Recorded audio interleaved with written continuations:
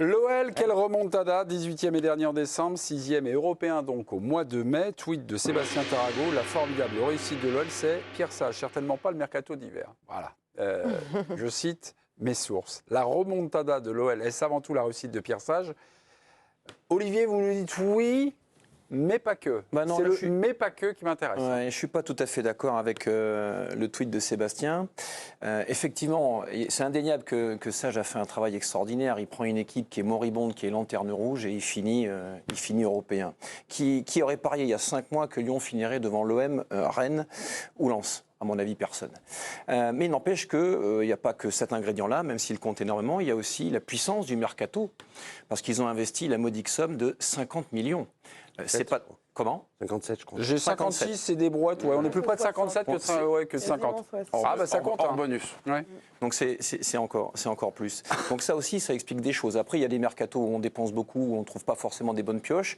Mais sur Malik Fofana et sur Matic, ils ne se sont quand même pas trompés et ça a quand même amené une vraie plus-value. Après Vas-y. Non. Donc, effectivement... si on ajoute ça avec ce que fait Lacazette, parce qu'il y est aussi pour beaucoup, Lacazette. Ah, ben Lacazette, c'est hors mercato, là. Oui, bien sûr, mais si je rajoute les 3 éléments, Pierre Sage, le mercato et la puissance offensive de Lacazette qui finit avec 19 buts, voilà, c'est à une question compliquée, il y a rarement une réponse simple. Donc je pense que c'est l'agglomération de tous ces éléments-là qui explique la deuxième partie canon de saison. Fofana, Orban, Mangala, Benrahma, Adrielson, Perry et Matic, 7 pour la bagatelle de 56 et quelques petites brouettes. Voilà. Ouais, je vois des joueurs. Je vois Matic, à peu de choses près, qui est plutôt, on va dire, régulier. Comment? J'étais sûr. Vas-y, continue. J'étais sûr que tu allais nous dire ça. Continue. Ouais. J'étais sûr. Mais les autres? Non, alors... Ah ben, j'étais sûr que tu allais nous dire ça. Moi, je pense qu'il a... Oui, mais vous êtes sûr, pourquoi? Non, mais Bah oui, mais enfin, vous nous dites... je laisse parler Siani. Bah oui, mais vous êtes... Bon, mais je marche sur Siani, je suis un goujat. Non, mais enfin, mémé un peu de savoir. Il a marché sur Siani. Siani, à vous de jouer. Ah, ça fait mal. Non. Je parlerai plus. Je marche dessus, je t'écrase. Faut être lucide. Sur le recrutement... il n'y en a aucun, moi, qui m'a vraiment époustouflé. Alors, il y en a qui ont fait des bonnes prestations. Moi, ce que j'ai trouvé bien dans la gestion de Pierre Sage, c'est qu'il a vraiment relancé ceux qui étaient déjà là. Donc, on a parlé de Lacazette, Cacré aussi. Ah, donc vous, c'est Pierre Sage? Ouais. Vous, c'est l'effet Pierre Sage? Ouais. Sa gestion du groupe qu'il avait déjà. Parce que finalement, moi, dans les recrues, je ne trouve pas qu'il y en ait un qui a métamorphosé vraiment Lyon. Alors Matic, il a un petit peu stabilisé il a quand même stabilisé le terrain, Matic, c'est indéniable. Mais Matic, c'est pas non plus... Enfin, j'ai vu faire quelques matchs où tu te dis qu'il fait vraiment son âge. Mais il les a tous faits. Malik Fofana, il a mis un petit peu de temps aussi à s'adapter, il finit bien. Mais ce que Sage a fait avec Cherki, donc il a suggéré, parce que Cherki au début il avait mis sur le banc, et puis il a commencé à le faire un petit peu plus jouer. On a vu comment Cherki a fini la saison. Évidemment, Lacazette, on en parle, mais parce que mentalement, Grosso l'avait mis sur le banc quand même. Hein. Lacazette qui s'est relancé. Anthony Lopez aussi, qui n'était pas forcément dans une bonne disposition au début de saison et qui l'a bien relancé. Donc il y a tout ce travail-là qui était super important. À qui ils ont mis dans les pattes un gardien? Oui, en plus. Parce que Mémé, toi, tu regardes les temps de jeu des joueurs, ce qu'ils ont apporté, etc. Alors que Matic, Benrahma et Petit Fofana qui a mis quelques buts. Mais vous avez une autre lecture? Non, parce que moi, je te parle de dynamique de groupe. C'est-à-dire qu'à un moment, tu as des mecs qui étaient installés, et je trouve que Lopez est un bon exemple, et puis paf, tu leur mets un petit Lucas Perry. Un petit Lucas Perry dans les pattes en lui disant écoute, mon petit Lopez, t'es installé depuis une décennie, ben ouais, mais là tu vas avoir de la concurrence, il va falloir que tu te bouges. Alors, ça n'a pas marché sur le dernier match, mais je veux dire, le niveau de performance de joueurs comme Lopez a plus du tout été le même. Et qu'à un moment, quand il y a une autre émulation, tu mets du sang frais, tu mets du sang nouveau dans un groupe et dans un vestiaire, qui joue pas, ça te change quand même la donne. Et là, Pierre Sage, où il a été très fort, c'est qu'il a su combiner avec ça. Il a su aussi relancer certains joueurs. Je rappelle quand même qu'au début de saison, la colonne vertébrale, Lopez, Tolisso, Lacazette étaient blessés. Donc ils n'ont pas joué au début de la saison. Ils sont revenus, ils ont eu du mal. Mais d'avoir cette concurrence-là, ça change beaucoup de choses. Quand le petit Fofana il rentre, il te marque des buts importants. Quand Benrahma, il te permet de te stabiliser l'équipe. Même Cherki. Cherki n'a plus été totalement indispensable parce qu'il y avait d'autres joueurs. Je veux dire, à un moment, ça te crée une émulation et ça te pousse un groupe vers le haut. Et c'est pour ça que je ne suis pas d'accord, comme vous faites vos comptes d'épicier, savoir le nombre de matchs qu'il a joué, etc. Parce que Matic, il fait son âge, mais quand même, quand tu as dans le vestiaire un joueur comme Matic, ne serait-ce qu'au niveau du professionnalisme, au niveau de ce que c'est un joueur de haut niveau. Alors après, je suis d'accord avec Sani, il n'a pas tout fait bien, etc., etc. Mais à un moment, les mecs, ils regardent, ils se disent « Ah ouais, c'est ça. Ah ouais, mais lui, il fait ça comme ça. Ah ouais, d'accord. » Et tout ça, ça te change le vestiaire. Je me rappelle très bien, je finis là-dessus, sinon je suis trop long, mais quand à Saint-Etienne, le vestiaire, il y avait des joueurs comme Subasic ou Debuchy qui sont arrivés, qui étaient des joueurs de haut niveau, un peu sur la fin. Je sais que des joueurs comme Perrin et d'autres, ils ont regardé en termes de préparation, de sérieux, de préparation invisible, de plus, d'en faire toujours plus entre les séances, après les séances, les arrivées, les premiers, etc. Je veux dire, tout un groupe, ça te l'a tiré vers le haut.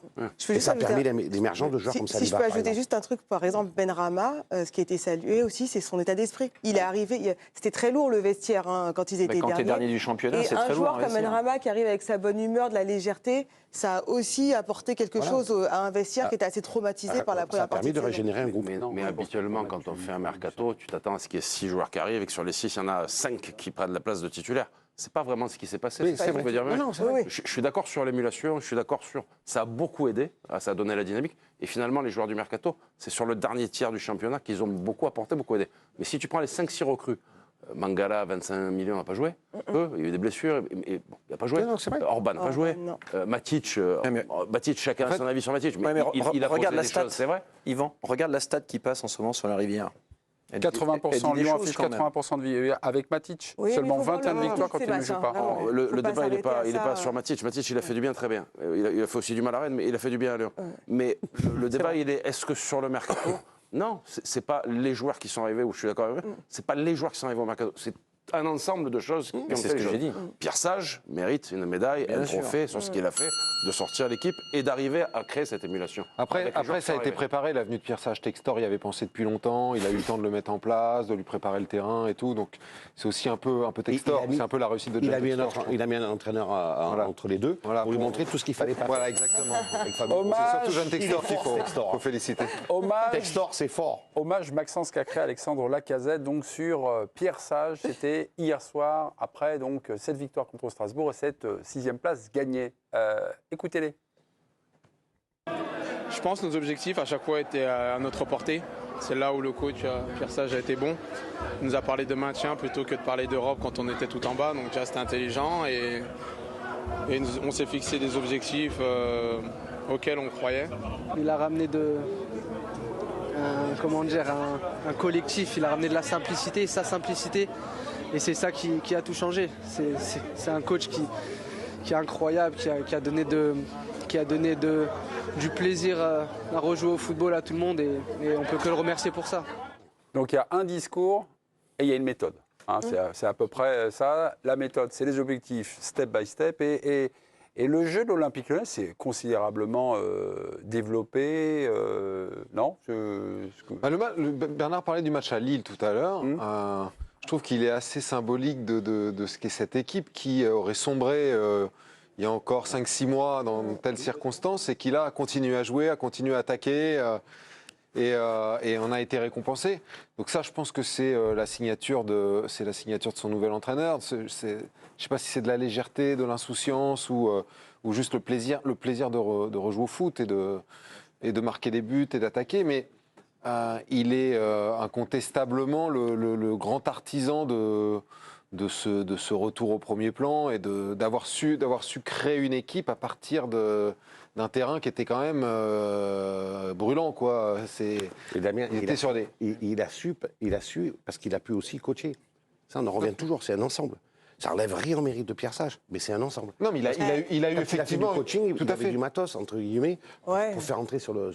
Ensuite, tu vois bien la différence avec Grosso. Même quand Pierre Sage te parle de football, il parle football. Grosso, quand tu l'interrogeais sur le jeu, il n'y avait rien, c'était vide. Il était incapable de t'expliquer les choses. Et Pierre Sage, il développe assez simplement ses idées, ce qu'il veut faire, ce qu'il fait, il explique. Et moi, ça m'a marqué, en fait, quand tu fais les deux. Donc le débat, c'est un boulevard de passer avec Grosso. Après, Je sais pas qui a dit ça. Non, c'est pas vraiment ça, Mais il n'y a pas que c'est il y a pas que la Grosso. différence, Il y a aussi, je pense, enfin, j'ose espérer que la direction de Lyon, incarnée notamment par M. Textor, a retenu les leçons de cette première partie de saison, et pas qu'avec Grosso, aussi avec Laurent Blanc, qui avait une pression permanente. Il était même pas encore, la saison n'était pas encore commencée, qu'il avait la tête sur le billot, et c'était parfaitement assumé de la part de la présidence lyonnaise.